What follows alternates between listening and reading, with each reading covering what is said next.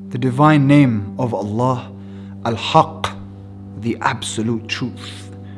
Notice how everything in your life has been changing since you were young to where you are now. How many people have come and gone from your life? For those who have remained, how has their appearance changed?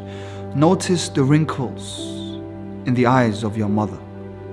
Notice how everything around you is reliant upon Allah, whilst Allah is the only ultimate real, the only unchanging reality, the only unchanging entity that's always been there and will always be there, before the before and after the after.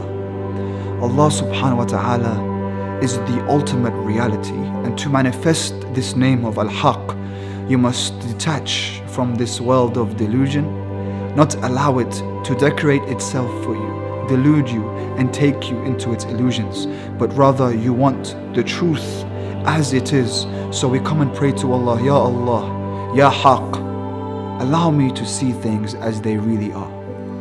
Allow me to live by truth in a most beautiful way. Allow me to live a life of Al-Haqq.